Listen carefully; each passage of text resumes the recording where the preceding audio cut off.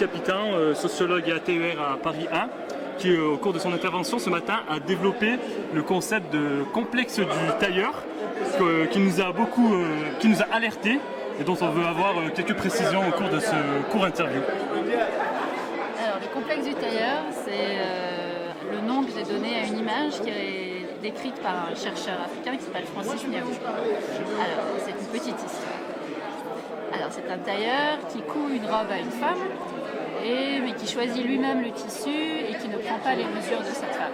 Donc quand la femme vient essayer sa robe, évidemment la robe ne va pas.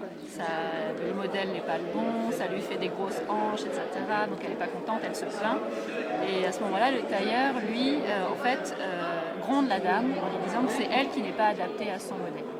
Et Francis Niamou développe cette image-là par rapport au costume de la démocratie qu'on a voulu faire porter à l'Afrique. Et en disant qu'on a prétaillé un modèle sans tenir compte des spécificités.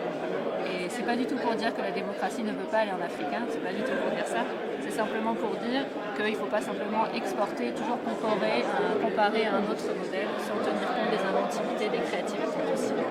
Est-ce que vous pensez que ce concept s'applique également au TIC, qu'on essaie de transposer des usages, des pratiques au niveau africain sans vraiment tenir compte des pratiques locales voilà. Alors du coup, moi j'ai réutilisé effectivement cette image du tailleur parce que si on retrace un peu l'histoire de la sociologie des médias en Afrique, on constate qu'ils ont toujours été présentés comme des outils pour faire quelque chose.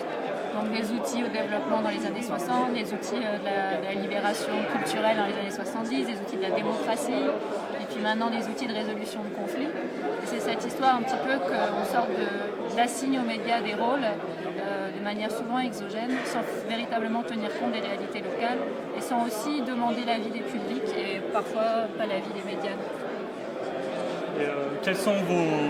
Quelles perspectives vous voyez dans cet usage d'éthique à l'avenir pour le continent africain? Est-ce que vous pouvez dégager des tendances? Est-ce que vous avez un sentiment par rapport à ça? Alors moi je ne parle pas que d'éthique, je parle aussi des vieux médias comme la radio, c'est ça que j'ai plus travaillé. Et effectivement, il y a beaucoup d'inventivité sur le terrain. On voit la radio qui utilise d'éthique, on voit des associations communautaires qui utilisent aussi les nouvelles technologies pour faire paraître des bulletins d'information, des choses de ce sort-là. Mais je pense qu'il faut être attentif juste aux créativités qui ont lieu sur le terrain et à tous les métissages possibles entre les différents médias et entre les différentes pratiques. Donc il peut se dégager une spécificité africaine au niveau du recours aux mass médias et aux TIC. Oui, mais c'est pas du tout spécifique à l'Afrique. C'est comme dans chaque continent, dans chaque culture, il y a certaines spécificités. C'est pas l'Afrique est plus spécifique qu'une autre. C'est juste que voilà, elle a ses couleurs, une inventivité qu'il faut juste essayer de tenir en compte, de prendre en compte, pardon.